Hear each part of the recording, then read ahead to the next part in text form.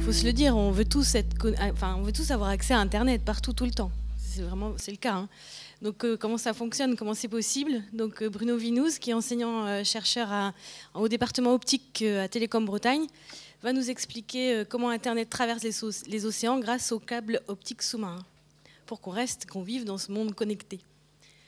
Bonne conférence. Merci Anaïg. Donc je m'appelle Bruno Vinouz, je suis enseignant-chercheur à Télécom Bretagne. Télécom Bretagne, c'est une grande école d'ingénieurs qui est située à Brest et qui appartient à l'Institut des écoles des mines et écoles des télécoms. Je suis prof depuis une douzaine d'années, je suis un jeune prof. Avant, j'étais dans l'industrie, j'ai travaillé une vingtaine d'années à peu près chez Orange, au centre de recherche de Lannion, sur les différents systèmes télécoms, en particulier ce qu'on appelle la couche physique, hein, les fibres optiques, voilà, les composants qui permettent de transmettre du signal. Ensuite, j'ai travaillé quelques années dans les startups autour des fibres optiques et des composants, et puis donc voilà, maintenant prof. Et puis ce soir, conférencier pour qu'on partage ensemble cette science extraordinaire qui permet, comme disait Anaïg, en cliquant sur une adresse web, d'aller chercher des informations au Japon, en Corée, aux États-Unis, voilà. Et peut-être que certains d'entre vous savent comment ça se passe. Donc, l'objet de cette conférence, c'est vraiment de montrer ces éléments-là. Comment, concrètement, on peut aller chercher des informations, à travers les océans notamment. Alors, il y a un sommaire. On est là pour un petit moment. Je vais essayer de passer en revue tout ça. Voilà. Si au bout d'un moment, vous sentez que c'est trop, vous me faites des grands signes, et puis il y a des moments où il y a des éléments que je passerai sous silence. Alors, le contexte des communications, l'influence des mers. Clairement, l'influence des mers, on peut dire a priori, c'est un moyen d'aller d'un endroit à l'autre, même très loin. Okay, pour y aller soi-même, ça va bien. Pour transmettre des informations au débit, en bas, c'est assez moyen. Alors, donc, une liaison en fibre optique, ça marche pour les transmissions sous-marines, mais ça marche aussi sur Terre, évidemment. D'ailleurs, on a commencé par ça, sur Terre. Donc, vous utilisez quotidiennement des liaisons optiques sur Terre. Conception, fabrication d'un câble optique sous-marin. Alors, les câbles optiques sous-marins, contrairement aux câbles terrestres, hein, typiquement les câbles terrestres sont enterrés le long des 4 voies des autoroutes, et puis tous les 2,4 km, il y a un système qui permet de raccorder les bouts. Souvent, d'ailleurs, il y a le téléphone de secours qui est là. Accessoirement, il y a le radar aussi, mais enfin bon, c'est moins intéressant. Et voilà, on va voir comment c'est fabriqué ces câbles optiques, parce que ça doit résister à l'environnement, un environnement quand même agressif. Hein, les fonds, salinité, température, pression, tout un tas de choses qui font que les contraintes sont extrêmement fortes sur ces câbles. Donc les câbles, c'est pas le tout de le fabriquer à terre, mais il faut le poser. Il faut le dérouler, et on va voir comment. C'est des techniques extrêmement sophistiquées. Et une fois que tout ça s'est posé, eh bien, il faut superviser, c'est-à-dire faire en sorte que ce câble continue de fonctionner, éventuellement de le réparer à distance, éventuellement d'envoyer un bateau, des sous-marins télécommandés pour aller chercher un câble qui est cassé. Ça peut arriver. Et puis donc on fera après, je ferai un petit panorama des câbles sous-marins dans le monde, les principaux câbles. On est d'accord pour ce petit programme? Bon, c'est copieux, hein, Oui, oui. Alors on commence. Liaison terrestre, j'en ai parlé un petit peu, mais avant de... Voilà, il y a des choses comme ça que vous connaissez bien, qui sont des choses terrestres, avec des fils ou sans fil, comme le micro, hein, avec fil ou sans fil. Voilà, tout le monde a un smartphone maintenant et souhaite communiquer avec le monde entier. Et de votre smartphone, quel que soit l'endroit où vous êtes, pour peu qu'il y ait du réseau, vous pouvez aller chercher des informations aux États-Unis ou ailleurs. Donc ça, c'est des éléments qui sont connus. Alors on se dit, OK, sur Terre, ça marche bien, on a des bonnes technologies. Maintenant, on veut communiquer avec un pays, typiquement les États-Unis, au-delà des océans. Quelles sont les technologies possibles? Celle qui vient à l'esprit, c'est généralement la radio ou les satellites. Et beaucoup de gens pensent que les télécommunications utilisent des satellites. Au risque de vous décevoir, les communications satellites, c'est quelques pourcents des communications. 95-97% des télécommunications, ça passe par des câbles. Les satellites, c'est des cas extrêmement précis, typiquement militaires, ou le journaliste sur des théâtres opérationnels, enfin voilà, ou les bateaux au milieu de la mer. Mais autrement, les télécommunications, c'est essentiellement les câbles. Pourquoi les satellites ou la radio, ça ne marche pas? Alors la radio, vous connaissez bien, certains d'entre vous, la radio.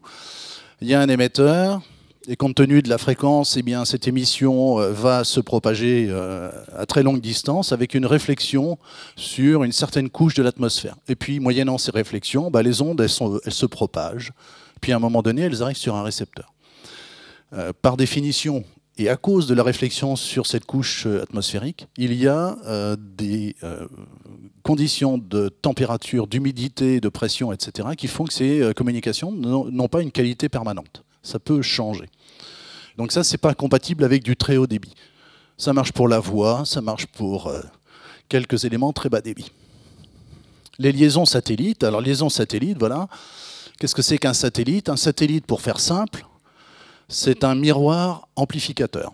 C'est-à-dire qu'une onde lumineuse arrive depuis un centre d'émission. Cette onde, elle arrive sur le satellite. Accessoirement, l'altitude du satellite par rapport à la Terre, c'est un géostationnaire, 36 000 km pour y aller, 36 000 km pour revenir de l'autre côté. Voilà, donc l'inconvénient du satellite, c'est cette distance, 36 000 km, et donc le signal, il met environ quelques centaines de millisecondes pour aller du centre d'émission jusqu'au satellite, être amplifié, être réémis, revenir, puis être réinjecté dans le signal. Et ça provoque des échos à cause du délai de transmission. Donc quand vous téléphonez à quelqu'un et puis qu'il y a un écho, bon, c'est pas agréable. Et donc pour le très haut débit, ça marche pas bien. Qu'est-ce qui reste?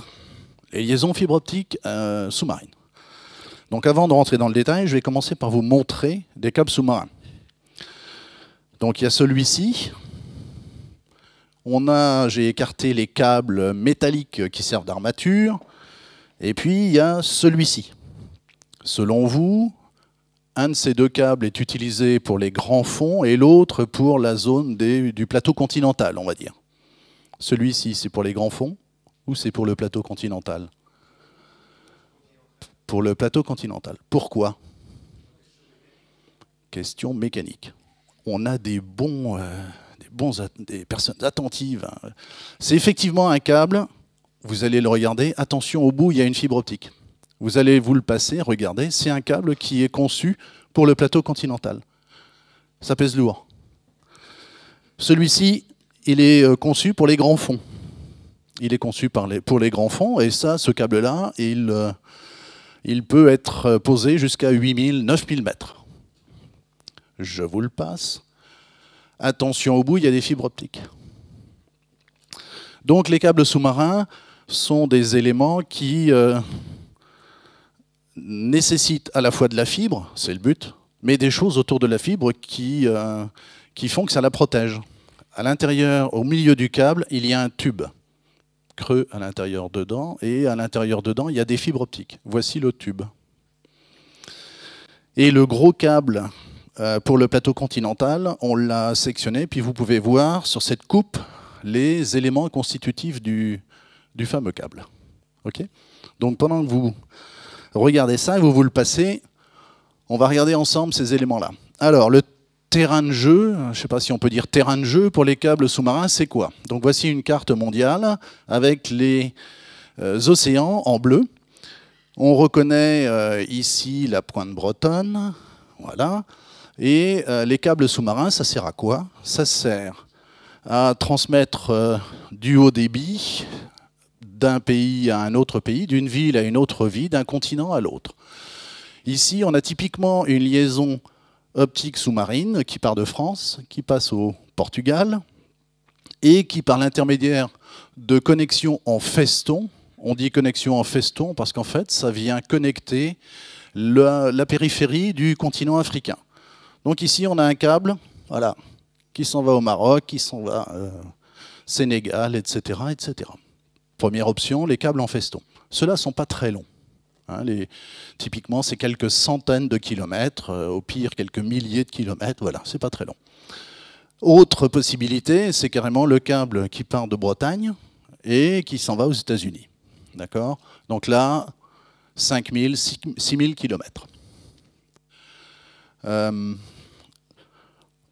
quelques chiffres pour vous brosser le décor. J'ai représenté sur cette coupe, en fait c'est pas moi, c'est Nicolas Brochier d'Orange Labs à Lannion qui me les a gentiment communiqués. On a représenté ici la capacité équivalente d'un câble en gigabits par seconde. Giga, c'est 10 puissance.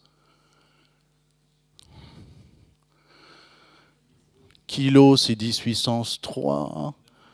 Après les kilos, c'est les mégas 10 puissance 6. Après les mégas, c'est les gigas 10 puissance 9. Donc 10 puissance 9, c'est un 1 avec 9 zéros derrière.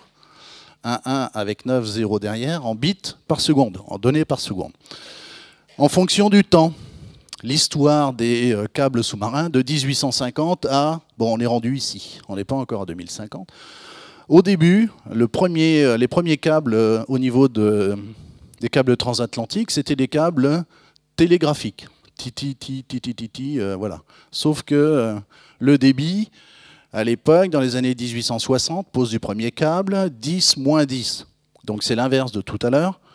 0, voilà. 10 zéros avant le 1. Là, ça veut dire quoi? Ça veut dire que ce câble-là, il faut à peu près 10 secondes pour transmettre un bit. 10 secondes pour un bit. Donc c'est vraiment très bas comme débit, mais à l'époque, déjà, on était content d'avoir ça.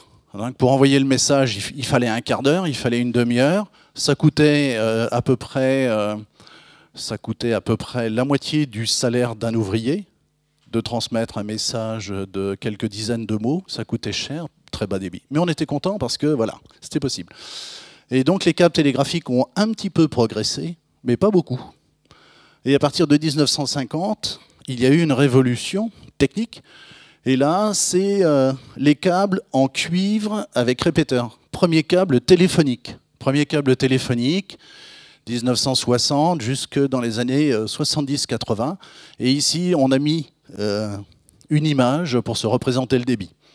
C'est-à-dire qu'à partir de ces câbles-là, on peut transmettre la capacité d'un DVD, on va dire 10 gigabits à peu près sur un DVD, en 14 secondes. Ensuite, deuxième révolution, sont arrivés les câbles optiques. Et ici, on a des câbles optiques qui sont là, on dit monocouleur, on verra ce que ça veut dire monocouleur. Hein. Câbles optiques, et ces câbles optiques ici, en particulier le premier, TAT8, c'est un câble qui transmet de la lumière et du haut débit. Et cette lumière permet d'avoir une capacité de 8 DVD par seconde. Donc ça commence déjà à être très, très intéressant, 8 DVD par seconde.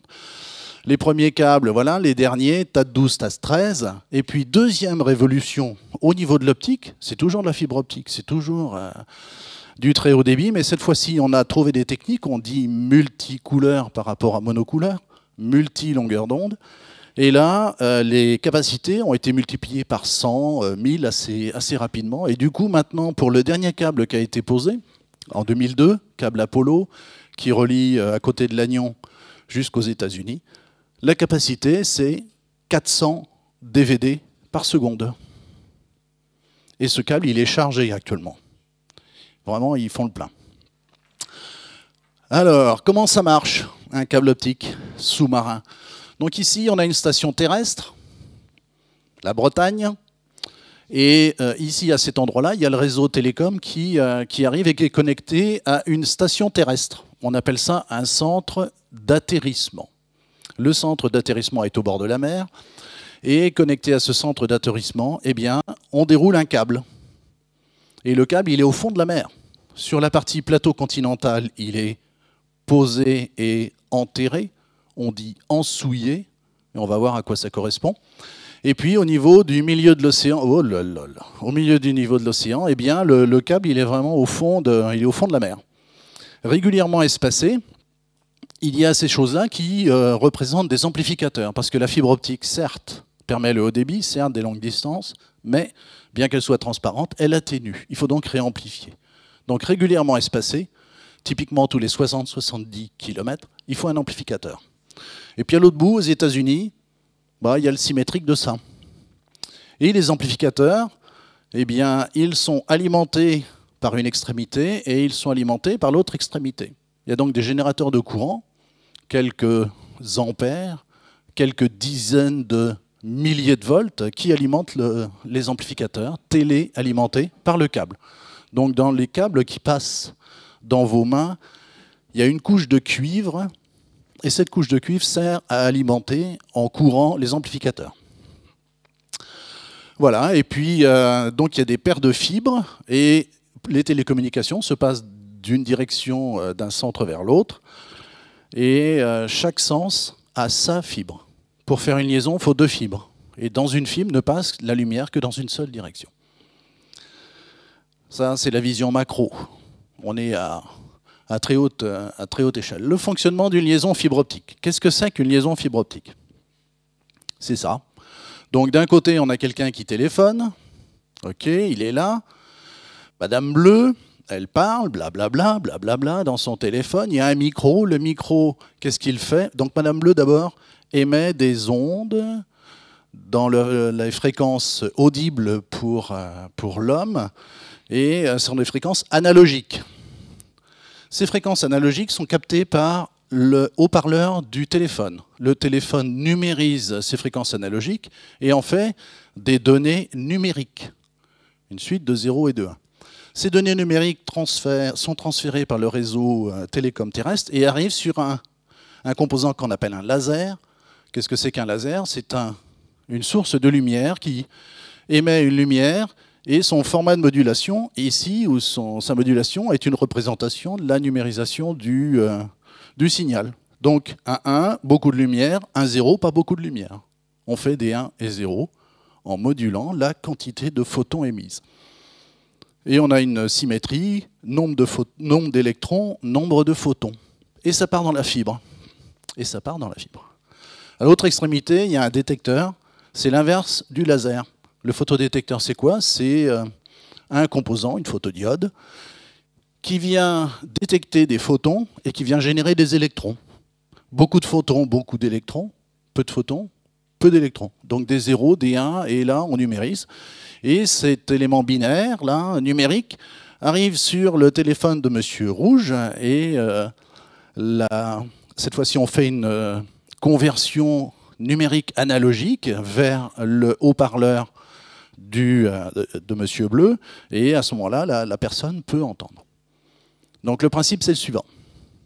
Ça va? Tout le monde a compris? Vous êtes bon. Alors, il faut de la fibre optique pour faire tout ça. Il faut de la fibre optique. Qu'est-ce que c'est qu'une fibre optique? Pour faire simple, c'est un cylindre de silice, donc un verre très spécial. Et ce verre très spécial, il est constitué de 2 matériaux avec des indices de réfraction différents. Peu importe ce que c'est que les indices de réfraction, ça veut dire que la composition au milieu est un peu différente de la composition autour.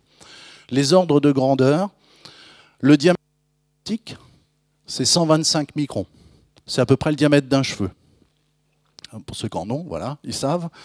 Au niveau du cœur, c'est la partie centrale de la fibre. La partie centrale, c'est à peu près 10 microns. Donc 10% de la fibre, le cœur, est utilisé pour la transmission d'un signal optique. C'est à l'intérieur du cœur, au centre de la fibre, et 10 microns, que sont transmises des informations lumineuses. La gaine sert à, on va dire, concentrer le signal dans cette zone-là. Autour de la gaine, après, on rajoute des choses qui permettent de protéger la fibre optique. Il n'y a pas beaucoup de chiffres et tout ça, mais là, j'ai quand même pas pu m'empêcher d'en placer une. Ça fait sérieux, voilà. Vous avez le droit de fermer les yeux pendant quelques secondes. C'est juste pour vous expliquer qu'il y a quelques relations qui sont quand même incontournables.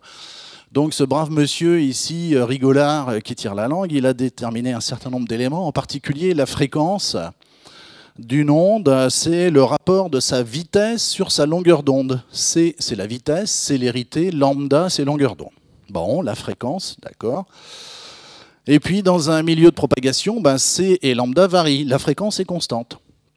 Il faut savoir que pour les télécommunications optiques, les longueurs d'onde utilisées, c'est du proche infrarouge. Ce n'est pas de la lumière visible. C'est juste au-dessus. Donc la lumière visible, 0,4 microns de longueur d'onde à 0,8 à peu près. Les longueurs d'onde télécom, c'est juste au-dessus, 1 micron 3, 1 micron 5. Donc on ne voit pas. Et si on calcule la vitesse de propagation de cette longueur d'onde-là dans une fibre optique, habituellement dans le vide, on dit c'est 300 000 km par seconde. La lumière se propage à une très très haute vitesse, 300 000 km par seconde, dans l'air, dans le vide, dans la fibre optique. À cause de l'indice de réfraction, ça se propage à 200 000 km par seconde. C'est moins, mais c'est quand même pas mal, donc on s'en contente. Voilà, pourquoi ça va moins vite? Parce qu'à cause de ce fameux indice de réfraction, alors là j'ai mis une question, on va calculer ensemble. Quelle est la durée de propagation d'une onde entre l'Orient et New York pour un câble sous-marin? Vous avez le droit de prendre des crayons, papier. OK. Donc la durée de propagation d'une onde entre l'Orient et New York, la durée, donc la vitesse, c'est la distance divisée par le temps.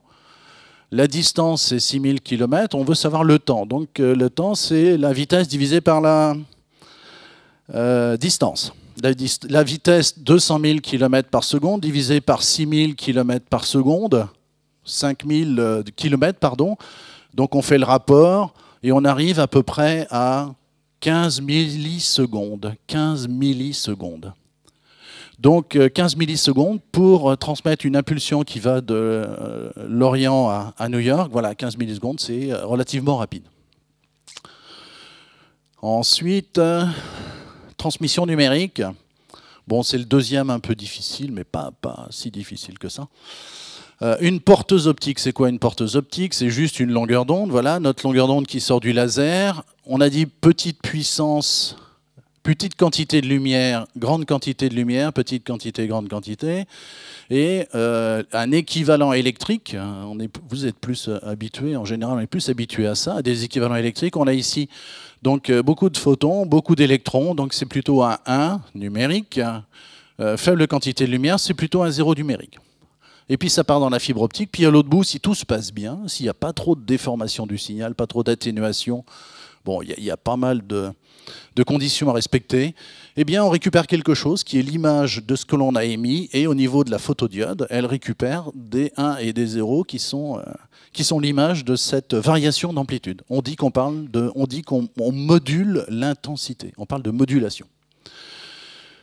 La fréquence d'une onde, 210 puissance 12, donc on était à 10 puissance 9, les gigas, 210 puissance 12. 10 puissance 12, c'est quoi? Terahertz. Donc 200 terahertz. La fréquence de l'onde, c'est 200 terahertz. 210 puissance 12. Et la durée d'une impulsion pour faire du 10 gigabits par seconde, je rappelle 10 gigabits par seconde, c'est l'équivalent d'un DVD par seconde. D'accord ? Eh bien, il faut, pour faire ce débit-là, il faut avoir des impulsions qui aient des largeurs bien précises. Plus le débit est élevé, plus l'impulsion est étroite. Et la largeur de l'impulsion, c'est 100 picosecondes. Aïe. Dans 19, 10, 12, picosecondes, c'est de l'autre côté, il y a du négatif. C'est 10 moins combien, les picos? 10 moins 12. Bien. 110 moins... En fait, la durée de l'impulsion, c'est l'inverse du débit. Bon, après, on jongle avec les puissances de 10, plus ou moins bien selon notre agilité mentale. Voilà. Donc globalement, c'est ça. L'idée, c'est de faire des impulsions qui sont brèves, proprement réalisées, avec des fronts de montée, etc.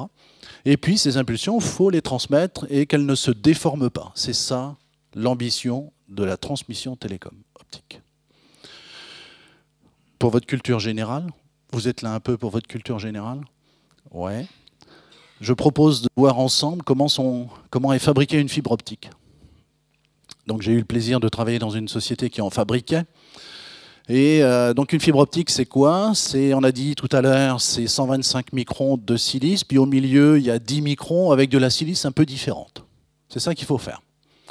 Pour commencer, on utilise des techniques dites verrières, c'est-à-dire des machines qui sont utilisées par les verriers, les gens qui travaillent autour du verre.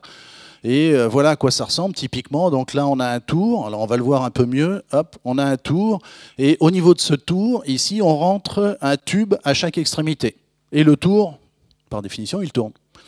Ensuite, autour de ce tour, on vient amener, dans la partie centrale ici, des chalumeaux à oxygène qui viennent chauffer le tube creux, en silice. Et ils viennent le chauffer très fort, typiquement 1200 degrés.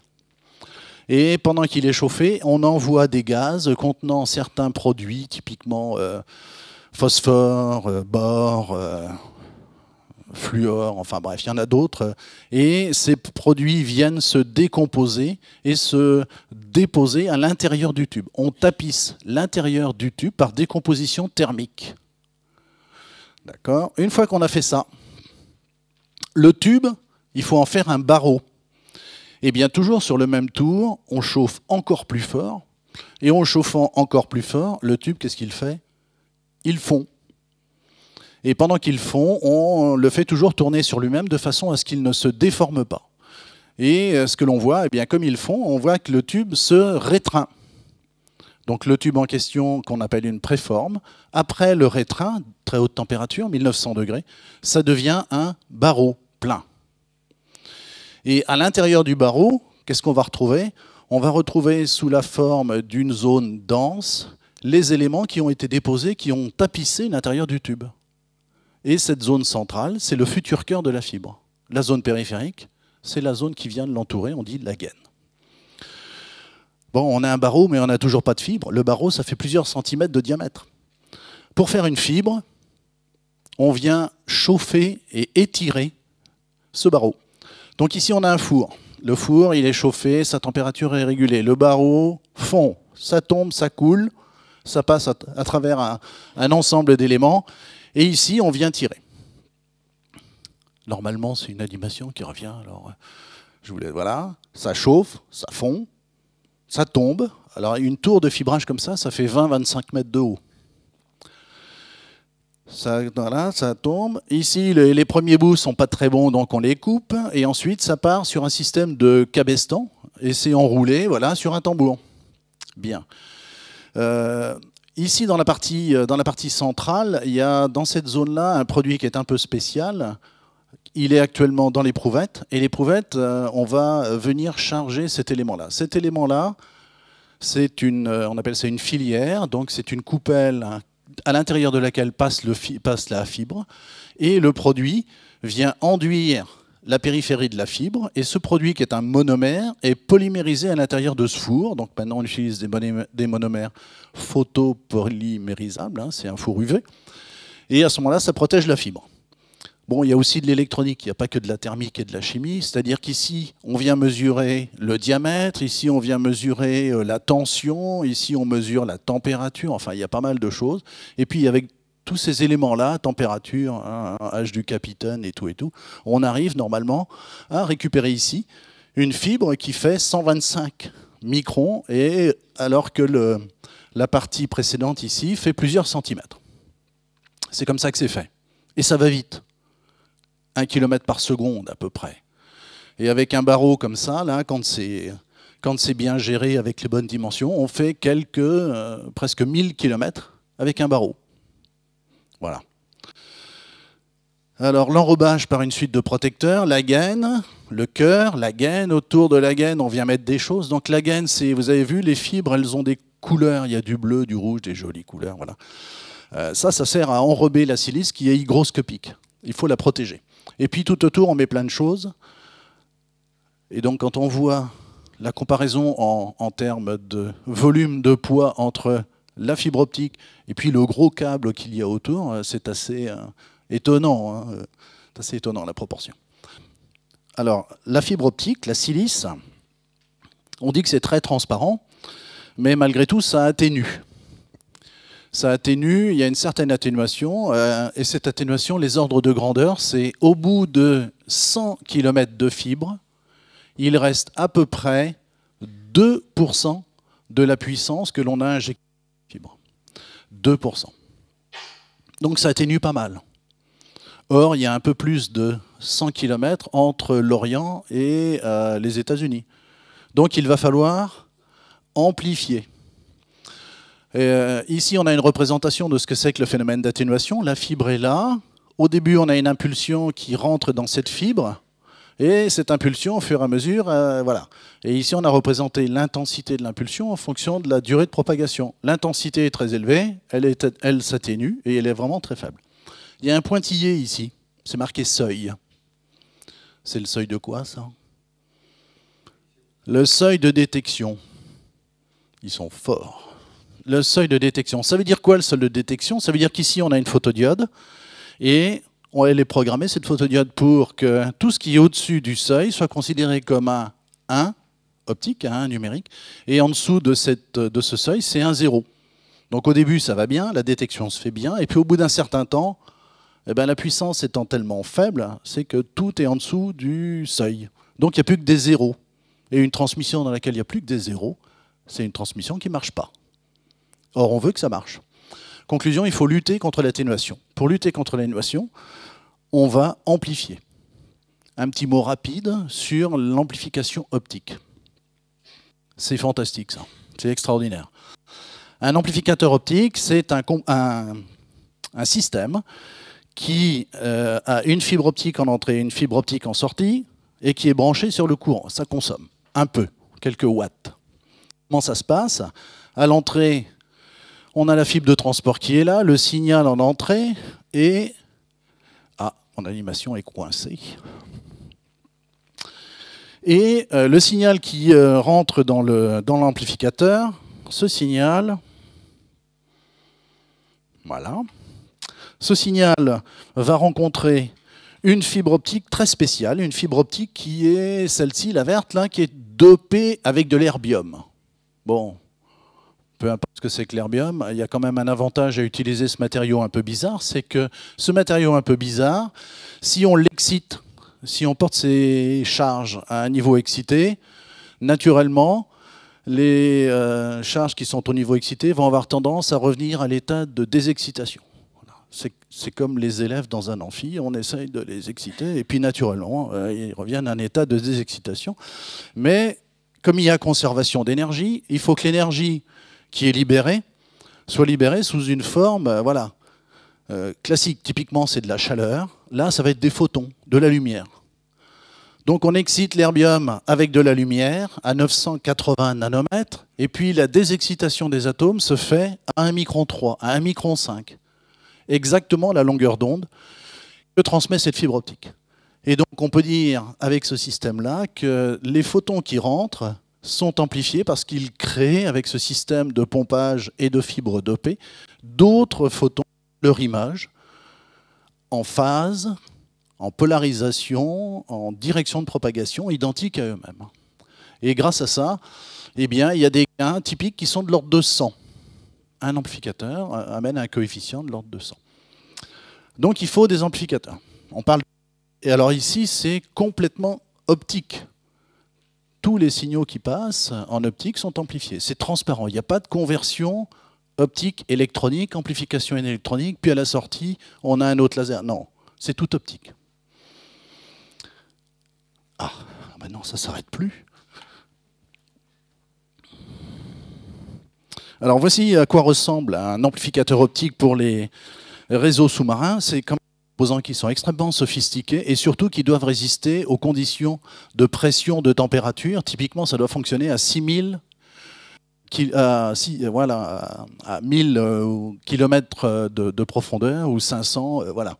Et donc ici, on a ces amplificateurs qui sont assemblés en salle blanche avec les personnes qui ont leur combinaison pour éviter de polluer ces amplificateurs ici.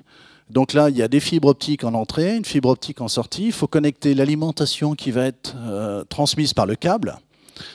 Et voilà, il y a des éléments qui sont ici. Le stampli, il est ouvert. Ici, il est fermé, cerclé. Bon, accessoirement, il faut que ce soit étanche. Accessoirement, il faut que les extrémités soient souples pour pouvoir le déposer au fond de la mer. Bon, $1,5 million quand même. Oui. Il en faut tous les 70 km. Bon, une centaine d'amplis entre l'Orient et New York. Voilà, c'est le prix à payer, mais c'est indispensable d'utiliser ces équipements-là. Pour augmenter la capacité des câbles sous-marins, on a dit fibre optique, c'est un laser, une fibre optique, un photodétecteur, un amplificateur. OK. Pour augmenter la capacité des fibres optiques en transmission, on va utiliser une technique qui permet d'injecter dans les fibres optiques non pas une longueur d'onde, mais plusieurs longueurs d'onde en même temps. Et chaque longueur d'onde va porter ses informations propres avec son format de modulation, son débit. Et donc on multiplie. C'est comme si on avait, par exemple, si on met dans un câble optique 80 longueurs d'onde, 80 couleurs, c'est comme si on avait en parallèle 80 fibres avec chacune leur couleur. Donc ici, ce système qui permet d'avoir n longueurs d'onde, n couleurs en entrée, un composant magique qui envoie toutes ces longueurs d'onde sur la même fibre, et puis un amplificateur régulièrement espacé, et à l'autre bout, on fait l'opération inverse. On dit démultiplexer, séparer ces couleurs, et on a pour chaque couleur le photodétecteur qui va bien. Donc le multiplexage en longueur d'onde a été une révolution qui a permis vraiment d'atteindre les très hauts débits. Alors une fois qu'on a fait ça, conception, fabrication d'un câble optique. Donc vous avez vu ce que c'est qu'une fibre, vous savez comment ça marche, vous savez qu'on peut mettre plusieurs couleurs, vous savez comment c'est fabriqué. Maintenant, on fait un câble optique parce que l'on veut faire un lien optique, typiquement entre la Bretagne et puis New York. Alors comment ça marche? Première étape, on ne s'occupe pas du câble, on s'occupe du fond de la mer. On détermine le trajet optimum entre l'Orient et New York. Pour déterminer le trajet optimum, on fait appel à des gens qui sont très forts. On est bien placé en ce moment, là. Il y a les gens de l'Ifremer. Ils sont très forts, ils ont des bateaux avec des équipements spéciaux qui permettent d'aller voir au fond de la mer et de faire de la topographie. Identifier le relief, identifier la dureté des sols. Et l'objectif, c'est de déterminer le trajet optimum. Et un trajet optimum, c'est quoi? Eh bien, c'est typiquement un passage qui fait à peu près une centaine de mètres du point de départ jusqu'au point d'arrivée. Une centaine de mètres de large. Donc vous voyez ici, il y a des repères qui ont été posés. Donc ici, il y a une faille. Bon, bah, le bateau, il va balayer tous ces éléments-là. Et puis après, il y a des gens qui vont dire, alors le câble, il faut qu'il arrive par là, il va descendre au fond. On va passer par ce petit canyon, on va ressortir par là. Parce que l'objectif, c'est d'imprimer le moins possible de contraintes. Le moins de contraintes possible sur le câble. De façon à ce qu'ils suivent des reliefs les moins importants. Première étape, c'est ça. Ça coûte cher, de 1 à 5% du coût d'un câble, d'une liaison. Pas beaucoup. Enfin bon, quand on connaît le prix d'un câble, ça fait pas mal d'argent quand même. Deuxième étape, on fabrique du câble. Vous en avez vu, vous en avez eu dans les mains.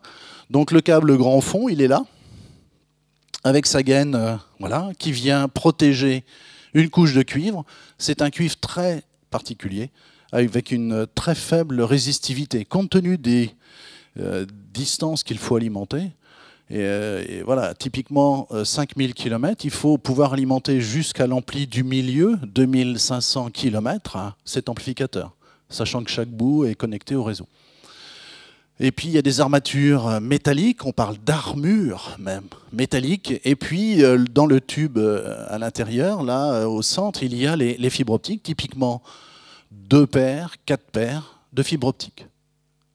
Seulement 4 paires de fibres optiques pour les gros câbles. Ça, c'est pour le grand fond. Peu de protection, parce que peu d'agression. Pour les câbles qui sont sur le plateau continental, vous voyez, ils sont beaucoup plus gros. Il y a une première couche, une première armure, une deuxième armure, troisième armure, de façon à renforcer le câble pour qu'il résiste typiquement aux engins de pêche ou aux ancres, ou voilà. J'ai eu l'occasion avec mes élèves d'aller visiter à la pointe de la Torche, là, voilà, Sud-Bretagne, et il y a un câble qui arrive, il y a des câbles transatlantiques, puis il y en a un autre qui passe, qui s'appelle le Simiwi, on verra ce que c'est. Et il disait, la dernière panne qu'ils ont eue, c'est un pétrolier qui rentrait dans la Manche. C'est une grosse bête, un pétrolier. Et ça, voilà, ça s'arrête pas facilement. Donc il est rentré dans la Manche un peu trop vite, et le capitaine, ou le commandant, pour arrêter son bateau, le freiner, qu'est-ce qu'il a fait? Il a lâché les ancres. Pouf.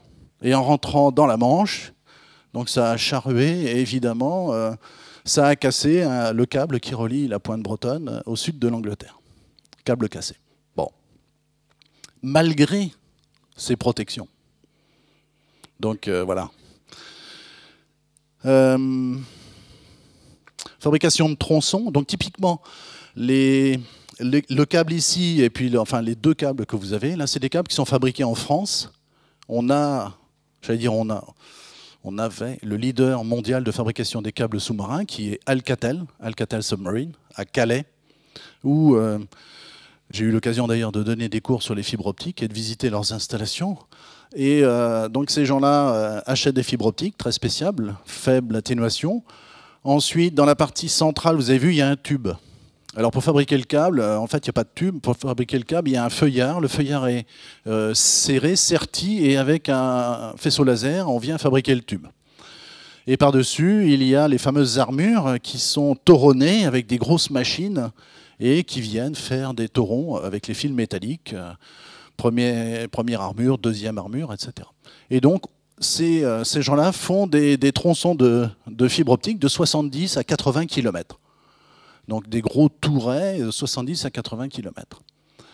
C'est leur fabrication, leur élément principal. Ici, ce sont les amplificateurs. Vous vous souvenez, les gens tout à l'heure avec la combinaison, voilà. Ils travaillaient là-dessus. Et ces amplificateurs, une fois le packaging complètement terminé, ça ressemble à ça. Donc la partie amplificateur, elle est là. La partie fibre optique, elle est là. Puis entre les deux, il y a une zone souple qui permet de suivre les mouvements au moment du chargement de la fibre, deuxièmement au moment du mouillage, éventuellement au moment de la relevée pour de la réparation. Voilà. Il y a une certaine souplesse aux extrémités. Et donc tous les éléments d'une liaison sont assemblés. N tronçons, N amplis, et il arrive un moment dans l'usine où il faut connecter et fabriquer tout le câble. Les 5000 km entre l'Orient, voilà, sont fabriqués les uns derrière les autres et assemblés. Une fois que c'est fait, il faut poser. Prochaine étape, pour poser, il faut des bateaux très spéciaux. Donc vous connaissez bien à l'Orient les bateaux.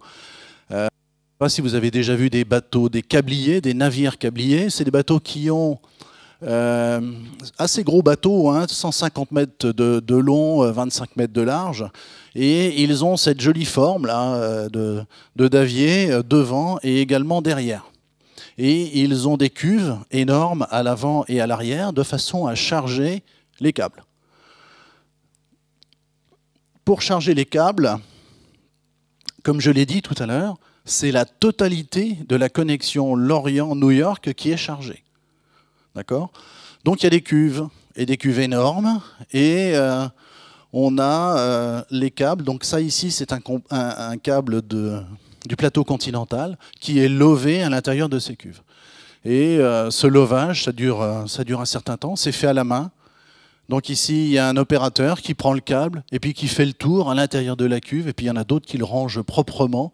Et puis tous les 70 km, il y a un amplificateur. L'amplificateur, il est rangé sur des racks à un niveau supérieur du pont, etc., etc. Durée de chargement, 1 mois. Bon, j'ai un petit film là-dessus. On regarde ça ?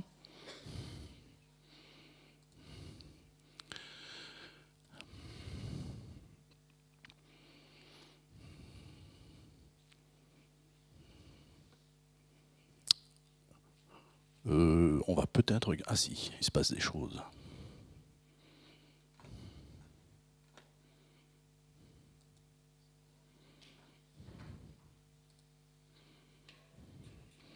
On est à Calais. Alors c'est un film qui a été fait par Alcatel Submarine. Et il y a les bateaux, la mer, les goélands. Voici un bateau d'Alcatel. Et l'usine de fabrication est juste à côté du quai. Donc le câble transfère par des systèmes de poulies. Donc ça c'est un câble grand fond, hein, on reconnaît, et par l'intermédiaire d'éléments de transfert, eh bien, voilà, il faut amener les câbles aux bons endroits. Ici, sur la droite, vous reconnaissez peut-être les amplificateurs sur les racks. Et il y a des connexions entre les sections de fil et l'amplificateur. Pour faire tout ça, ouais, il faut 1 mois. Il faut 1 mois à peu près pour 5000 km. Ça prend du temps. Ça, c'est les racks amplificateurs.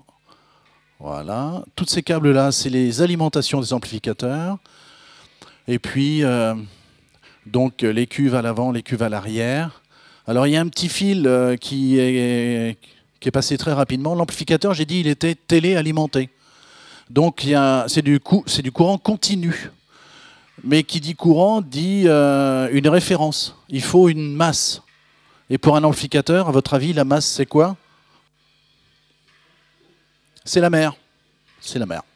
Donc il faut un fil de mer connecté à l'amplificateur. Voilà.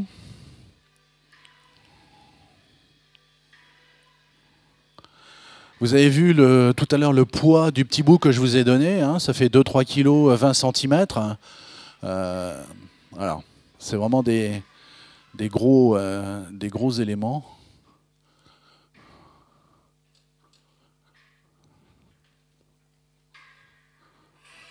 Ça, c'est la cuve principale. Et vous voyez le balai des personnes. Il tourne pendant une demi-heure. Au bout d'une demi-heure, voilà, on change. Parce qu'il n'y a pas que le câble qui tourne hein, au bout d'un moment. Et donc, il se le passe. Et vous voyez, c'est parfaitement étalé, bien rangé. Parce que quand le bateau va mouiller, il faut que ça se dévide.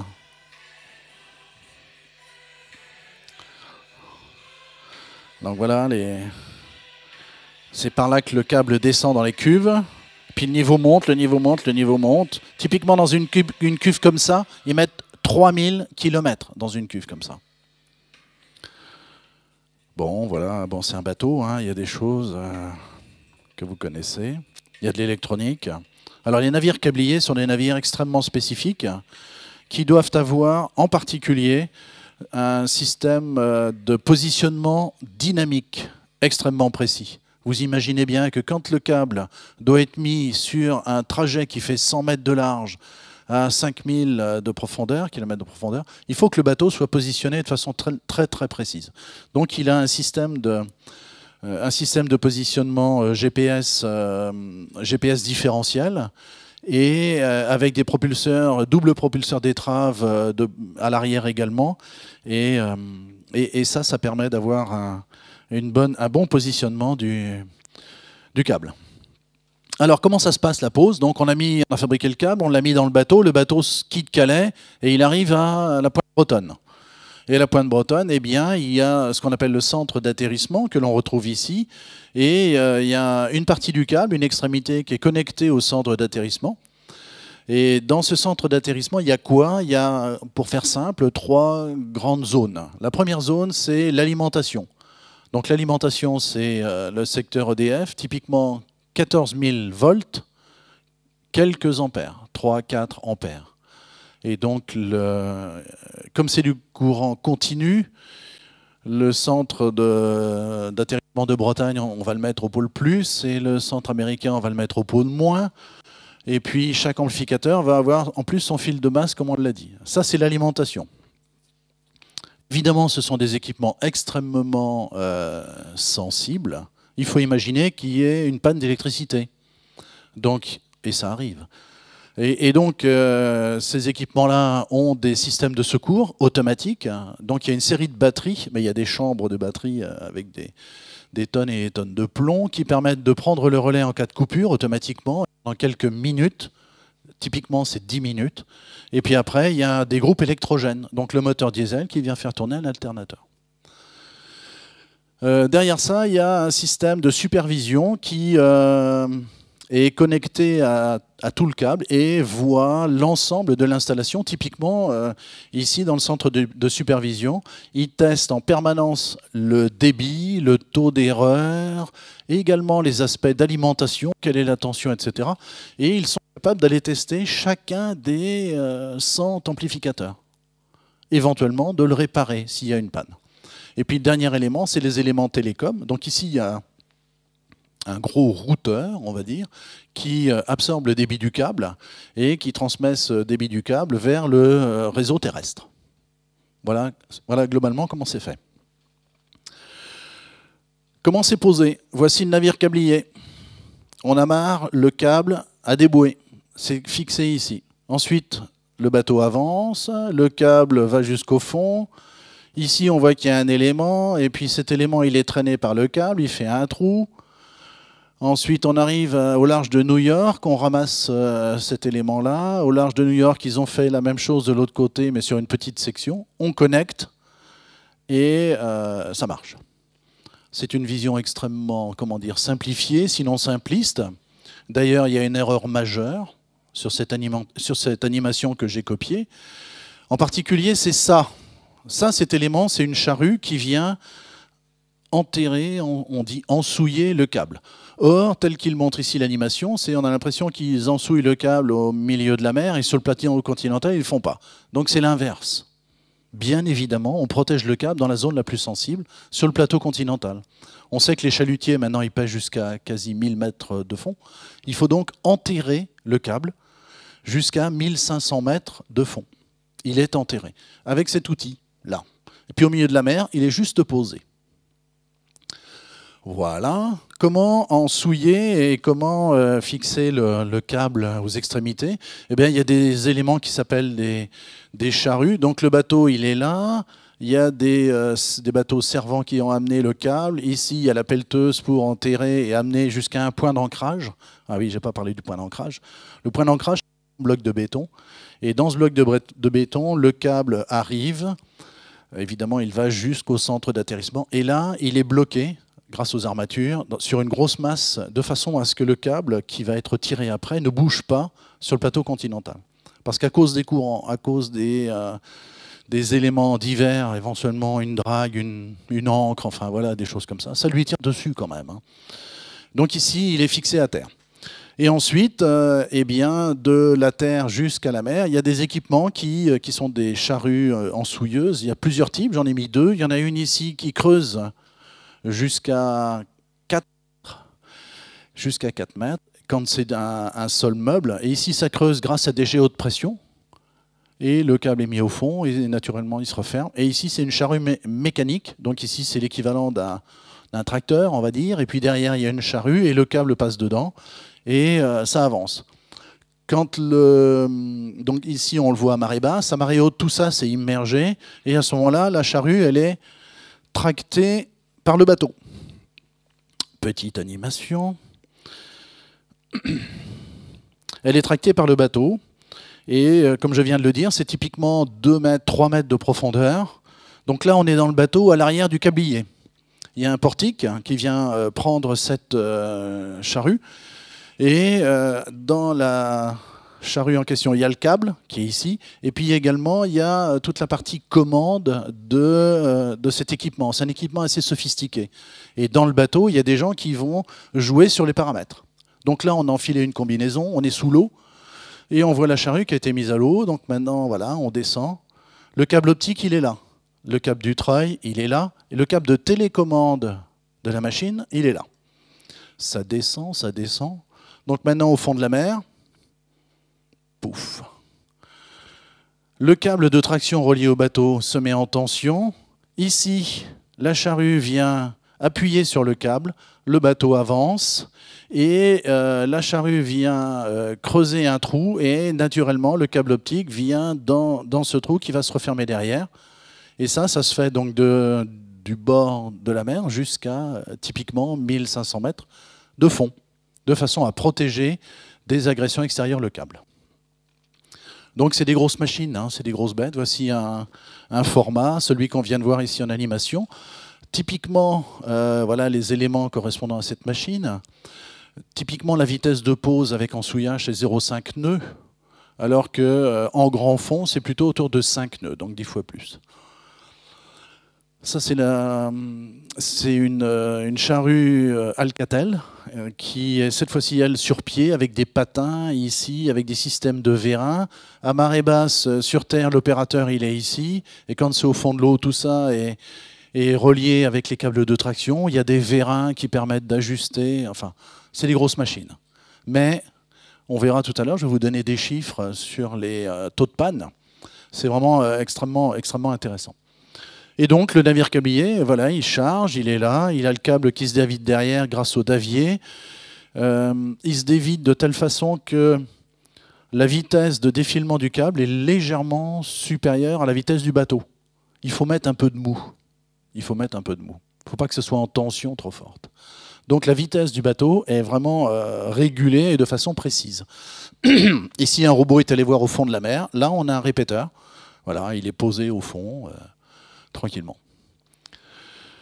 Supervision, entretien, durée de vie. C'est bon? C'est toujours vivant? Ouais. Ah, en cas de tempête. Eh bien, ces bateaux, j'ai dit que c'était des bateaux extrêmement sophistiqués, pas tellement sur leur forme, hein, ils ne font pas très sexy, hein, mais en termes de propulsion, de stabilité, de manœuvrabilité, ces bateaux-là peuvent supporter voilà, des tempêtes importantes et des conditions de mer importantes. Néanmoins, au-delà d'une certaine vitesse de vent et de tempête, eh ben, ils arrêtent la pause. Donc le bateau se met à la cape, et il revient un peu sur la zone posée, et puis il attend que ça se passe. Et quand les conditions sont à nouveau acceptables, eh bien, il se repositionne, et il avance, et on dévide le cap derrière. Bonne question.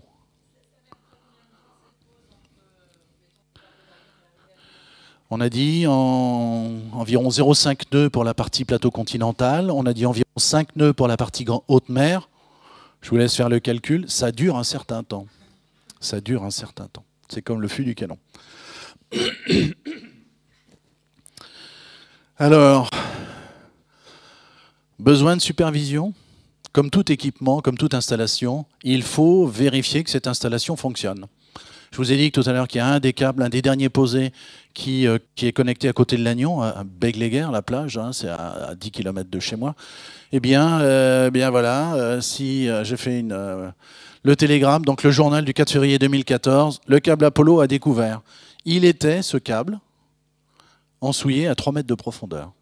Avec les tempêtes, les courants, les trucs, le sable est parti, et ben le câble s'est retrouvé le ventre à l'air. Donc ça, c'est pas très bon. C'est pas très bon. Donc ils ont été obligés d'amener les pelleteuses, ensouilleuses, et de refaire un trou pour le remettre. Donc ça, je dirais, c'est la partie génie civil, c'est facile.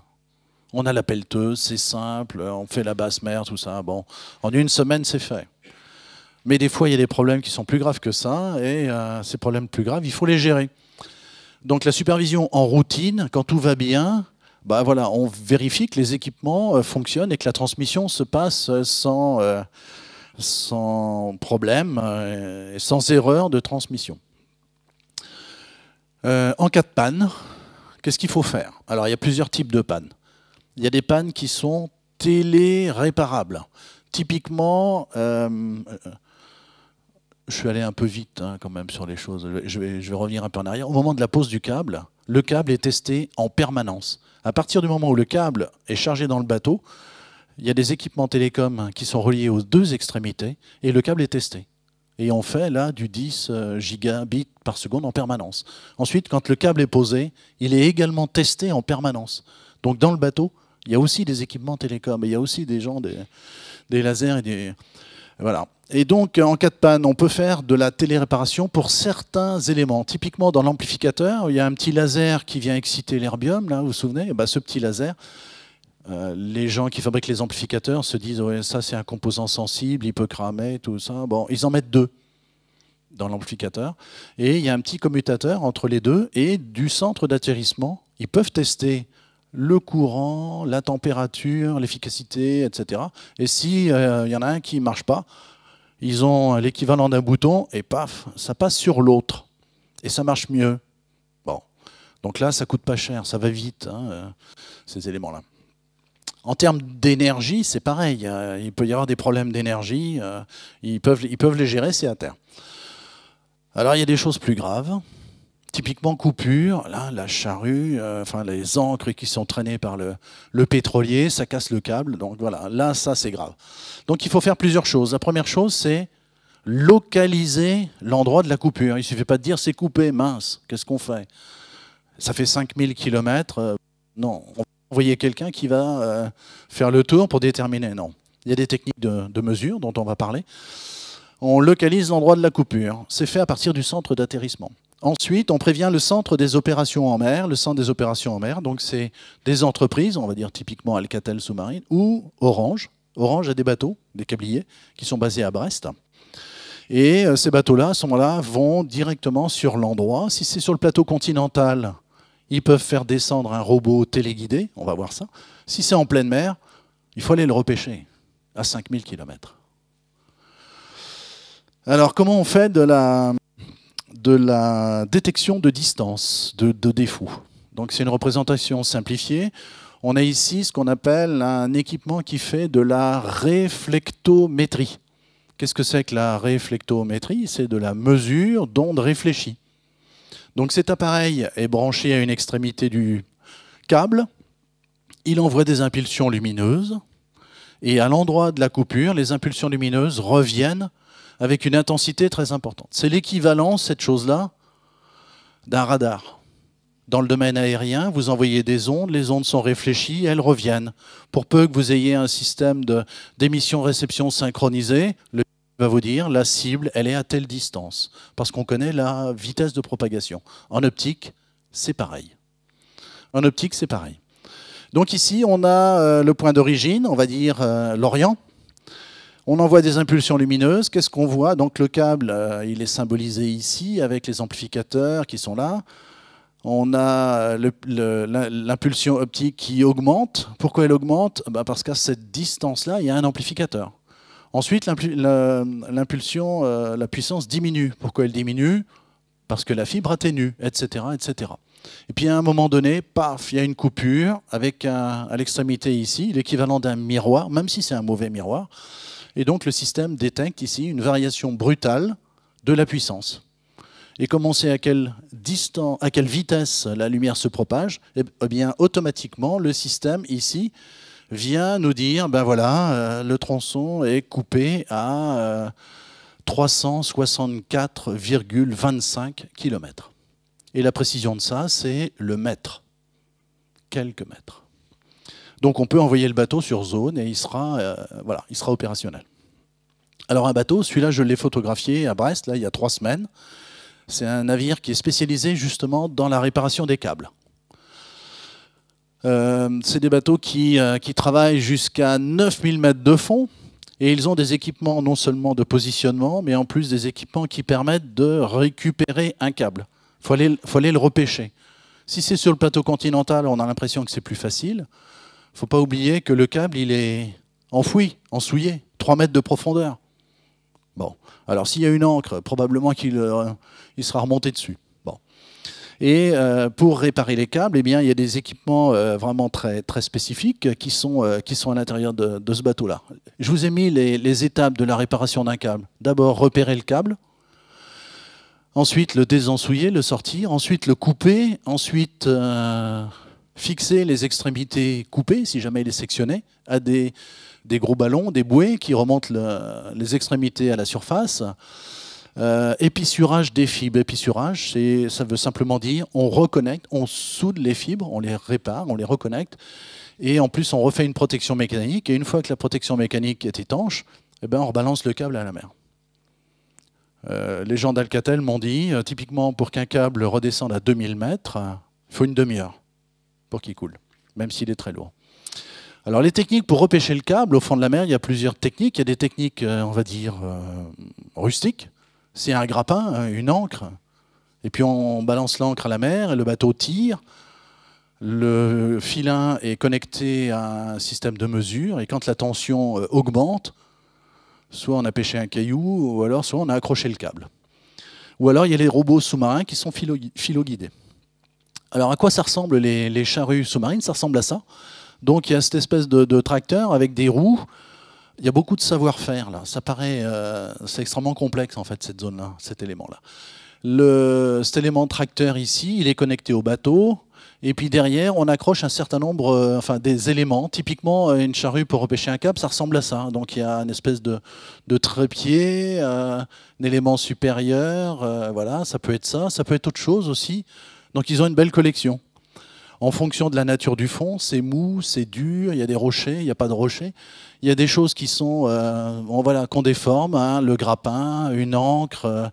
Il y a même des choses ici assez rondes. Voilà, tout est possible. Et chaque compagnie est assez jalouse de son savoir-faire pour repêcher le câble. Il y a beaucoup de savoir-faire. Apparemment, c'est plus facile de couper un câble que d'aller le repêcher, d'après ce qu'il disait. Donc ici, quand il y a du fond, mais pas trop non plus, il y a des robots qui existent. Ces robots, ça ressemble à ça. Il y a plusieurs technologies là aussi, avec des chenilles et énormément d'équipements. Dans le bateau ici dont j'ai parlé tout à l'heure, il y a une salle qui est extrêmement bien équipée. Et on a ici le spécialiste ou les spécialistes du robot connecté au bateau via un fil. Donc le robot, il est autonome en termes de déplacement. Par contre, toutes les commandes sont faites dans ce poste-là. Là, il y a les caméras, il y a tous les systèmes pour le faire avancer, éclairer, utiliser des pinces, etc., etc. C'est un vrai métier, ça. Alors les équipements du ROV, donc ROV c'est le robot, il a plusieurs choses, hein, il a plus de bras que nous en général, donc il peut être équipé de pinces, il faut prendre le câble pour amarrer par exemple la bouée qui va permettre de remonter ce câble. Il peut être équipé de buses haute pression. À quoi ça va servir les buses haute pression ? Pour le sortir du fond, le désensouiller. Voilà. Donc là, on envoie le Karcher, hein, et puis à ce moment-là, ils peuvent récupérer le câble.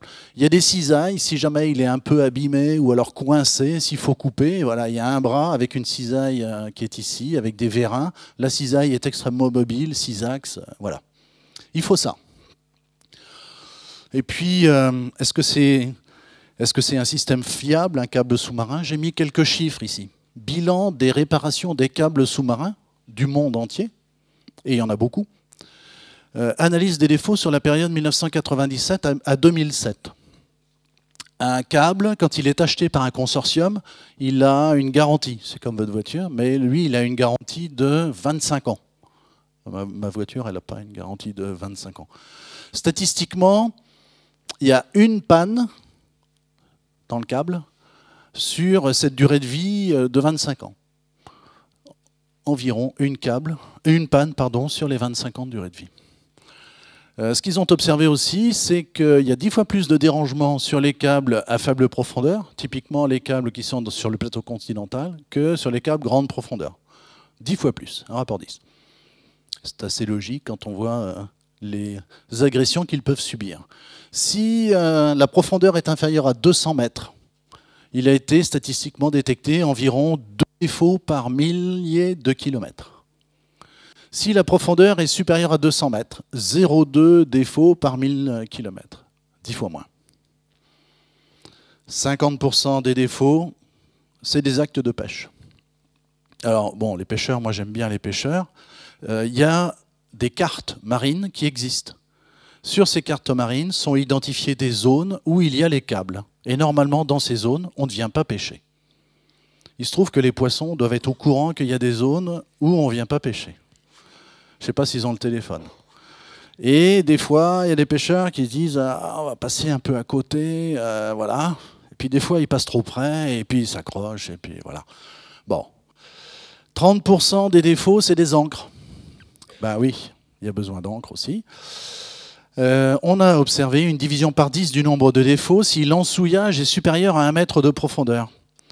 Les techniques d'ensouillage ne sont pas si vieilles que ça, hein, ça a à peu près une quarantaine d'années. Avant, le câble il était posé sur le plateau continental. Et comme c'était simplement posé, toutes les dragues, les chaluts, etc., ça s'accrochait dedans. Donc les gens ont pensé qu'il fallait les ensouiller, puis plus ça va, plus on les ensouille profond. Puis plus on les ensouille profond, et moins il y a de défauts. Voilà, ça paraît assez logique. Le coût d'une réparation, il faut savoir que c'est de l'ordre de quelques dizaines de milliers de dollars par jour. Il y a le bateau, il y a les équipements, ce sont des professionnels, etc. Ça, c'est une réparation. Le câble a été sectionné, on a remonté chaque bout, et puis ici, on a fait les pissures, et puis il y a une soudeuse ici, et puis on refait le packaging, et tout, et tout. On est presque rendu à la fin. Les câbles sous-marins dans le monde. Donc là, ici, je vais faire brosser un panel assez rapide de ce que c'est que le réseau optique sous-marin. Donc ici, voilà le terrain de jeu, l'Europe, la France. Il y a ici un ensemble de câbles sous-marins qu'on appelle les câbles transatlantiques. Ça a été les premiers utilisés. Hein. Il y a des câbles qui passent ici par l'Espagne, Gibraltar, la Méditerranée, le canal de Suez, mer Rouge, l'Inde, blabla, blabla, Corée, Chine, Japon, etc. Celui-là, câble Si-Mi-Oui. Voilà, très long. Et puis autrement, il y a des câbles en feston qui sont ici ou là, autour de l'Amérique du Sud. J'ai mis ici quelques éléments. Il y a environ 1000 points de connexion, les fameux centres d'atterrissement. Et celui-ci, qui est très, très long, il en a plein de centres d'atterrissement. Et à chaque fois, on alimente, à chaque fois, on supervise. Mais il y a un centre d'atterrissement principal. Pour le Simiwi, il est quelque part ici, en Inde. 80% des données Internet transitent par les câbles sous-marins. 80%. Bah oui. Souvent, les câbles sous-marins, c'est un consortium d'opérateurs. Donc, ça peut être des opérateurs télécoms, typiquement Orange ou des compagnies américaines ou chinoises. Enfin, voilà. Ça peut être aussi des équipementiers, typiquement Alcatel, des parts dans les câbles. Donc, ça coûte quelques centaines de millions de dollars. Et puis, chacun met des sous au pot et il a, on va dire, de la capacité de transmission qui est proportionnelle à sa capacité de financement. Si, par exemple, Orange dit « je mets 20% dans le câble », eh bien 20% du débit va être réservé pour Orange. Pour la petite histoire, j'ai mis ici qu'il y a des nouveaux entrants. C'est assez récent. Typiquement, Google, Facebook. Google a acheté de la fibre dans cette zone-là, entre la Californie, qui est ici, là, et puis le Japon et la Chine. Donc il y avait un câble avec 4 paires de fibres. 2 paires de fibres ont été achetées par Google. Donc ces gens-là, non seulement font du service, hein, mais aussi s'équipent en moyens de transmission. Alors, les câbles transatlantiques, donc c'est une zone historique. Les premiers câbles, c'est là. La Bretagne est particulièrement bien chargée, là, voilà, avec les États-Unis, avec l'Angleterre. Distance 6000 km, profondeur 5000 mètres. J'ai dit tout à l'heure, oui, 5000 mètres, tout le monde aura rectifié. Un peu d'historique rapide. En 56, TAT1, c'est le premier câble téléphonique, mais électrique. Il n'y a pas d'optique, là. Et en équivalent, avec ce câble-là, 48 personnes pouvaient téléphoner en même temps. C'est un nombre de communications simultanées, 48, une cinquantaine de personnes. En 88, TAT8 est le premier câble à fibre optique. Ce sont des fibres optiques, mais les amplificateurs de l'époque, c'est des amplificateurs électroniques, électriques. Donc il y avait transmission optique, conversion optique électronique, amplification, et puis etc. etc. 7860 voix. Donc voilà, ça veut dire 7860 personnes peuvent téléphoner en même temps. Et puis dans les années 2003, le câble Apollo, le dernier posé, lui c'est un câble optique très haut débit, transparent, voilà. 200 millions de communications simultanées. 200 millions de personnes peuvent téléphoner en même temps et ça passe dans le câble. Voici l'historique ici, j'en ai parlé, je vais repasser directement au câble d'après. Le prix du TAT13, hein, le TAT13, il a été mouillé dans les années 95, 96, ça valait à peu près 1 milliard de dollars. Bon, 1 milliard de dollars, c'est comme ça. La rentabilité des câbles en 96, c'est beaucoup d'argent, mais le retour sur investissement était extrêmement court, 2 ans. 2 ans. C'est vraiment très rapide. J'allais dire c'est très rentable de poser du câble à l'époque. Les choses ont évolué d'une façon telle que la demande en câble a beaucoup évolué. Et maintenant, c'est plutôt 10 ans. Et puis votre connexion Internet, voilà, les prix ont baissé hein, aussi. Au gigabit, on paye moins cher maintenant qu'il y a 20 ans. Le câble Apollo, que je connais assez bien, donc voilà, il est installé en 2002, 4 paires de fibres, nombre de couleurs de longueur d'onde par fibre, 80 longueurs d'onde. Chacune de ces longueurs d'onde est modulée soit à 10 ou à 100 gigabits par seconde et par fibre. Donc il y en a quelques-unes, c'est 10, d'autres c'est 100. Ça fait 10 terabits par seconde. C'est combien téra déjà? 10 puissance 12. Bien. Et la capacité, c'est 200 millions de communications simultanées. Ça, c'était pour les TAT. Il y a des câbles africains. Et la France est assez bien positionnée par rapport à ça. Tout à l'heure, j'ai pris l'exemple de l'Afrique où on voyait des câbles en feston. Donc là, c'est le réseau de câbles sous-marins qui alimente l'Afrique. Le dernier qui a été posé, c'est le câble ACE. C'est un câble dans lequel Orange a pas mal de parts. Ça vient de Bretagne, là aussi, sud. Et puis, ça part. ACE, African Coast to Europe. Il y avait d'autres câbles qui venaient de l'Angleterre, le câble WAX West Africa Cable System. Donc le WACS, il alimente surtout les zones, on va dire, plutôt anglophones de l'Afrique, hein, historiquement, voilà, les liens entre les pays. Et puis il y a le EASY qui existe également et qui lui couvre plutôt la façade est de l'Afrique, pardon, est. Et puis on voit ici le début d'un autre câble qui est le CMIWI. Le fameux CMIWI, ça veut dire South East Middle East Cable. Donc il parle d'ici, Pays-Bas, blablabla. Il se connecte un peu partout. Pointe-Bretonne, il passe là, je l'ai déjà dit. Et puis il va en Australie et il va ici. Voilà. 39 000 km de longueur. Quand vous faites un clic sur un site typiquement, je sais pas moi, japonais, vous voulez voir le site Sony ou autre, voilà, la lumière fait ça, ce parcours-là. 2 paires de fibres, 48 longueurs d'onde, couleur à 10 gigabits. Alors ici, j'ai mis CMIWI 3, en fait, ça date un peu. Il a été optimisé plusieurs fois. Et on en est maintenant, je crois, à CMIWI 5. Il y a des projets. Il y a des gens un peu fous qui pensent au pôle Nord. Hein. On en a évidemment parlé en termes de navigation, de trafic de bateaux. Ça irait plus vite et ça coûterait moins cher de passer par les pôles si les glaces fondent. Certains disent que le réchauffement climatique est une bonne chose. Chacun jugera.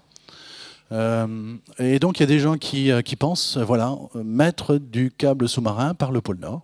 Il y a 2 projets. Il y en a un qui s'appelle Arctic Fiber et qui relie Tokyo à Londres. Tokyo à Londres, d'accord. Londres est là. Oups. Londres est là. Et puis Tokyo, voilà, c'est de l'autre côté. Et ça passe par ici l'Alaska, ça longe le Canada, voilà, et ça vient ici. Le projet, 650 millions de dollars. Bon, est-ce que ça va se faire? On ne sait pas trop. 15 600 km. Bon. Et puis il y a un projet russe, le Rotax, par évidemment leur façade maritime à eux. Évidemment, il est un peu plus long. 2 milliards de dollars, encore plus cher pour des raisons qui sont liées à la topographie de cette zone-là. Conclusion. On est rendu au bout. Voilà, on a vu ensemble ce que c'est qu'une fibre optique, guide de lumière souple, transmettre de la lumière, très haut débit, peu de pertes, un peu quand même. Il faut des amplificateurs, mais très haut débit, très longue distance. Et ces fibres sont protégées dans un câble avec des armures, avec de la partie métallique extrêmement résistante, et c'est déposé au fond de la mer, éventuellement ensouillé.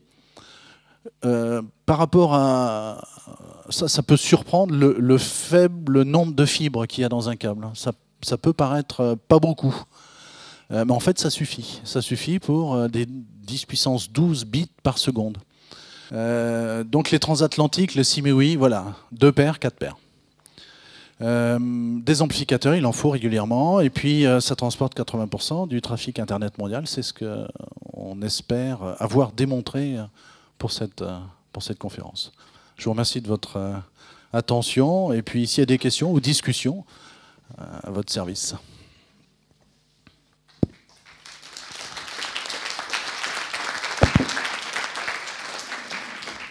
Je voulais vous poser une question. Est-ce qu'il y a des conditions particulières lorsque les câbles traversent les fosses sous-marines et la dorsale médio-atlantique, par exemple? Ouais, c'est une bonne question. Il faut que les câbles soient compatibles avec ces zones de géographie perturbées. Il le faut. Et donc la partie étude faite par l'IFREMER, la partie étude du trajet, prend en compte le relief en montagne ou en fosse, prend en compte également éventuellement des zones volcaniques, sismiques, etc. Et dans les zones sismiques, typiquement l'océan Indien, hein, voilà, et bien là, dans ces cas-là, les câbliers mettent plus de mou. Parce que si jamais le sol bouge, il ne faut pas que le câble soit mis en tension. Donc ils rajoutent du mou. Et l'ondule, il est posé à la surface pour éviter les contraintes. Mais voilà. Éventuellement, s'il y a une zone qui est reconnue comme étant sujette à éruption sous-marine, eh bien, le câble y est, ou le chemin fait le tour de cette zone sensible, passe évidemment sans trop s'allonger, mais contourne les grosses difficultés. Ouais. Ça résiste à une certaine chaleur. Alors le fond de la mer, c'est plutôt froid, mais dans les zones où il y a de la chaleur, d'après ce que je sais, les matériaux, typiquement c'est le polyéthylène, là, le plastique blanc qu'il y a autour, il est conçu pour résister à 80 degrés. Pas très chaud, mais c'est déjà pas si mal. Bonne question.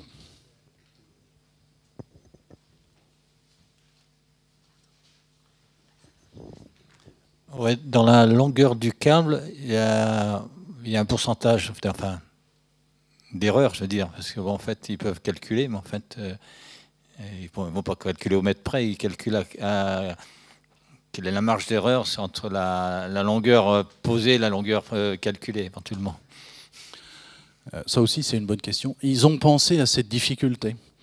Quand le bateau océanographique fait la mesure de la longueur totale, au moment de la fabrication du câble, en général, il rajoute un tronçon, typiquement 70 km. Et les 70 km permettent soit de jouer sur le parcours de façon plus ou moins volontaire, et éventuellement sur les zones de mou, etc. Mais encore une fois, le câble, quand il est fabriqué, il doit aller de la Bretagne à New York. S'il arrive à 50 km de New York, eh ben, ça pose un problème. Ça pose un problème. C'est comme de tomber en panne sèche, hein, on est bien d'accord. Alors, il y a des solutions quand même, parce que c'est arrivé, évidemment, c'est arrivé. Donc, dans ces cas-là, ils ont un peu de rab dans une cuve à part qui n'est pas connectée, et ils vont au centre d'atterrissement la connecter, et puis ils reviennent au câble, et ils font une connexion qui doivent immerger, mais ça prend plus de temps, ça coûte de l'argent, il y a éventuellement des possibilités de défaut, de fuite, voilà. En général, c'est mal vu qu'on n'en mette pas assez dans le bateau, c'est pas bien vu. S'il vous plaît, je voudrais revenir sur la remarque que vous avez faite en ce qui concerne les accidents survenant au câble. Vous avez accusé les pêcheurs d'intervenir. Non, je n'ai pas accusé. Et moi, je voudrais vous faire remarquer une chose. Le Sea Mi-Oui dont vous parlez, donc il traverse la Manche, mais il n'est absolument pas ensouillé. Donc c'est un petit peu anormal qu'il le soit plus loin. Alors là, Donc c'est la faute des câbliers. Écoutez, c'est une zone, notamment au large de la Cornouaille anglaise, c'est une zone qui est très propice à la pêche. Il y a énormément de bateaux qui sont britanniques et français. Donc je pense que là, il y aurait quelques précautions à prendre quand même, parce que bon, c'est facile de les accuser, mais c'est assez étroit comme zone, donc ils ne peuvent pas regarder quand même. Oui, alors j'ai essayé de dire tout à l'heure que l'ensouillage était une technique qui n'était pas si vieille que ça, et que les premiers câbles qui ont été posés étaient juste posés sur le fond. Vous avez raison pour le Sea Mi-Oui, en particulier dans son secteur nord. Et donc il n'est pas ensouillé à cet endroit-là.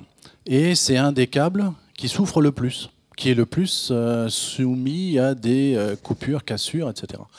Donc moi j'accuse personne, je suis juste un prof qui est en connexion avec les gens des télécoms et puis qui vous expose les choses.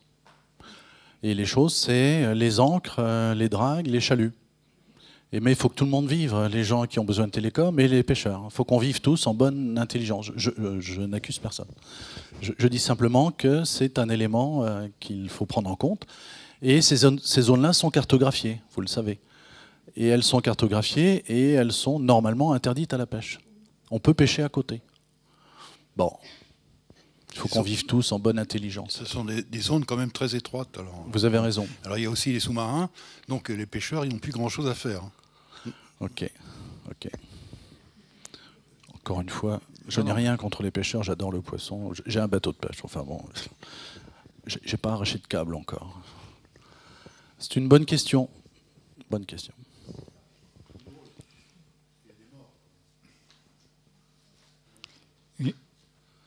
Une question sur le marché mondial. Quelle place occupe la France sur le marché mondial de la pose des câbles, de la fourniture, de la construction et de la pose? Oui. Alors là aussi, le marché a considérablement évolué. Jusqu'il y a 15 ans, la France était le deuxième opérateur pour fabriquer et poser des câbles sous-marins. On était vraiment très bien positionné.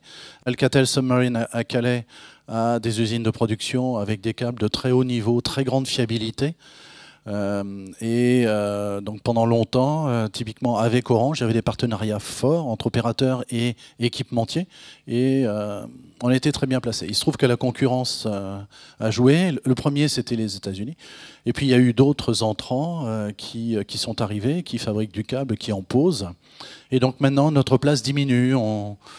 On décroît. Voilà. Maintenant, on est autour des 4e, 5e positions en termes de pose. Il y a des raisons de coût de fabrication, coût de main-d'œuvre, coût de marin, coût de matériaux. Voilà. Alors, il paraît que la technologie Alcatel est excellente. Après, il y a des compromis entre des éléments de coût, de durée de vie. Parce que les câbles, après, on dit ils sont posés pour 25 ans et garantie 25 ans. On s'aperçoit qu'un câble, globalement, il a une durée de vie de l'ordre d'une dizaine d'années. Au bout de 10 ans, on en met un autre. Ouais. Voilà.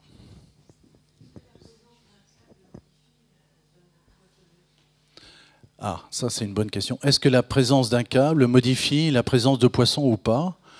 Alors, ce qui a été remarqué, c'est que les câbles... il y a eu des comparaisons de fait entre les câbles électriques, téléphoniques, et les câbles à fibre optique. D'accord ? Et ces comparaisons ont montré que les câbles, de façon générale, influencent peu le milieu environnant, très peu.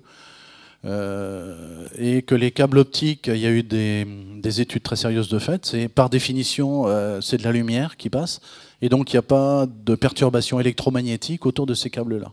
Il n'y en a pas.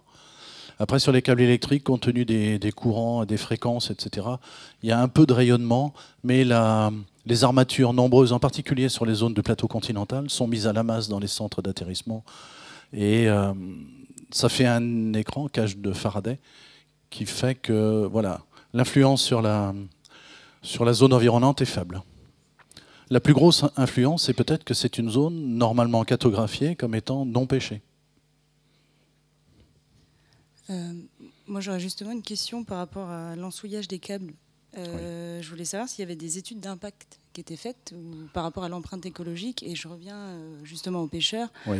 Il y a les gros débats sur les chaluts de fond qui détruisent voilà, les fonds marins. Lorsqu'on utilise les charrues comme ça, j'imagine qu'il y a quand même une conséquence aussi identique. Ou est-ce que, au vu du nombre de câbles... Je dis pas, je pose une question. Je ne dis pas que c'est... Mais est-ce qu'il y a des choses qui ont déjà été faites ou... Une bonne question.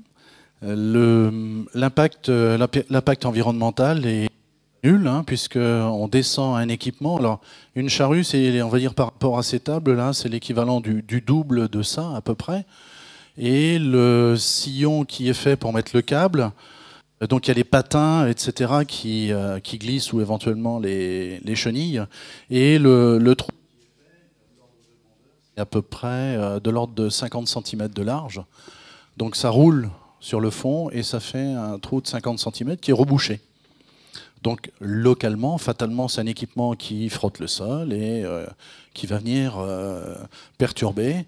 La vitesse d'avancée 0,5 nœuds. Bon, après, tout est rebouché. C'est très local, ça ne dure pas longtemps. Une fois que c'est fait, on n'y revient pas.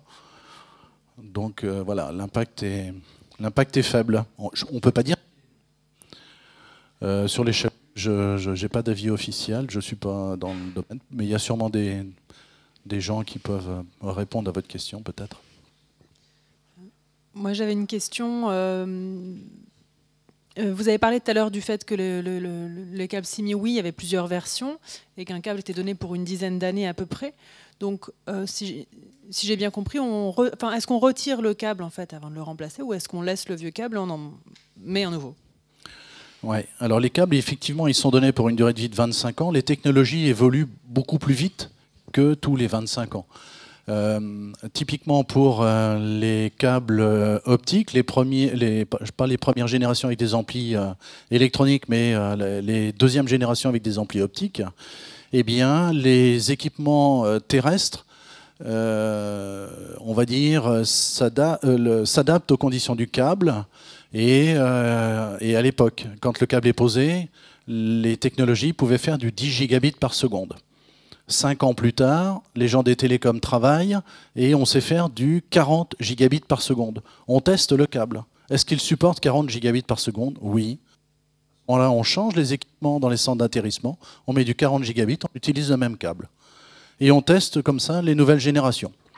Il arrive un moment où le câble n'est plus compatible. Quand le câble n'est plus compatible, eh bien à ce moment-là, il faut en poser un autre. Il faut en poser un autre. Est-ce qu'on enlève le vieux câble? Non, on ne l'enlève pas. Sauf sur les... On fait des campagnes maintenant pour enlever les vieux câbles, justement, pour éviter qu'ils restent traînés au fond et avoir, ce que disait le monsieur, avoir des problèmes après sur les engins de pêche. Parce qu'après, ils ne sont plus vraiment repérés au niveau cartographie et même sur les cartes marines indiquant la position des câbles, ils sont perdus, en fait. Hein. Tous les vieux câbles télégraphiques, etc. Donc maintenant, il y a des campagnes qui sont faites justement pour les récupérer. Excellente réponse que j'allais faire, sauf sur les zones du plateau continental, où on les retire et à cet endroit-là, effectivement, ça libère des zones. Et ça les libère pas forcément, parce que des fois, quand on remouille un nouveau câble, eh bien, on utilise à peu près les mêmes chemins. Mais beaucoup de ces câbles sur le plateau continental sont partiellement retirés. Dans les zones de grand fond,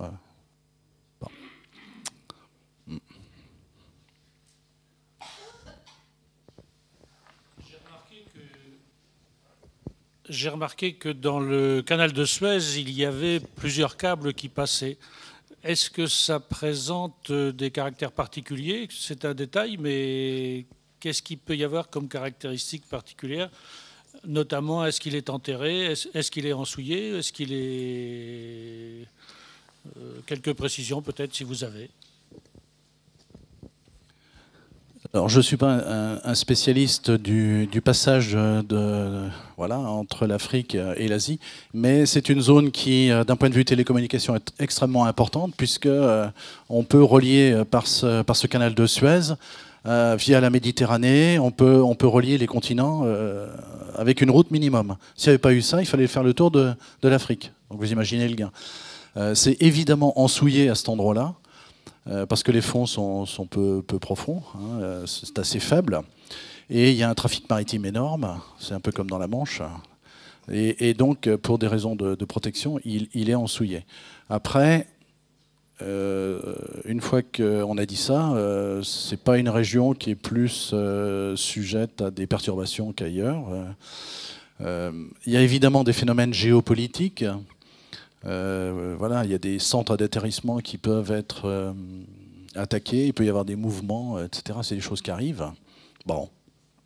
Mais c'est une zone de concentration de câbles, mais pas extrêmement critique pour les câbles optiques. Ça se passe bien. Oui, ma question ne concerne pas les câbles à fibre optique, mais est-ce que le câble qui relie Marseille à Alger, qui a été posé à la fin du 19e siècle, est toujours en service? Un câble télégraphique. Hein. Alors, je sais qu'il l'était jusqu'au milieu du 20e siècle, quoi. Alors, il n'y a plus de câbles télégraphiques en service, il n'y a plus de câbles téléphoniques électriques en service. Maintenant, il n'y a que des câbles optiques en service. Pour des raisons de coût, parce qu'il faut des centres de supervision, il faut alimenter, etc. Et puis la durée de vie des équipements est largement dépassée. Donc voilà, ces équipements, à ma connaissance, ne sont plus utilisés. Est-ce qu'on peut espionner un câble qui fait une transmission en fibre optique? Ah, c'est une question que se posent un certain nombre de personnes. Les gens des télécoms ont longtemps pensé que parce que la propagation se faisait avec de la lumière, sans rayonnement naturel électromagnétique important, qu'ils étaient complètement transparents. qu'on ne pouvait pas, on pouvait pas les espionner. Il se trouve que des chercheurs, depuis quelques années, ont trouvé des moyens de venir tester, espionner les câbles optiques. Actuellement, il y a des recherches là-dessus. Il y a pas mal de recherches là-dessus. Et la DARPA, donc l'équivalent de nos militaires français, DARPA aux États-Unis, finance ces études-là. Et il semblerait qu'il y ait des équipements qui existent. Je ne sais pas si vous avez lu la presse, c'est un domaine tellement particulier. Il y a 2 mois, il y a eu des pannes répétées dans les câbles optiques qui passent dans le canal de Suez, mais avant, qui sont au large d'Israël. Voilà. Il y a eu des pannes répétées, mais pas très longtemps. C'est-à-dire que le câble était inopérant pendant quelques heures, et puis après, il a refonctionné. Et j'ai des collègues à Lannion qui travaillent sur ces systèmes d'espionnage, entre guillemets, parce que Orange doit assurer à ses clients que ces câbles sont insensibles. Voilà. Et mes collègues m'ont dit, eh bien, il y a eu une conjonction de pannes dans le même endroit, sur plusieurs câbles, qui font penser que des personnes malveillantes sont venues poser des équipements sur ces câbles pour pouvoir les espionner. Il paraît même qu'il y avait des manœuvres américaines pas très loin en Méditerranée. Bon, je ne peux pas garantir que ces choses-là existent. Je ne serais pas surpris qu'elles existent. Bien, je vous propose de s'arrêter là. Merci Merci Bruno. beaucoup.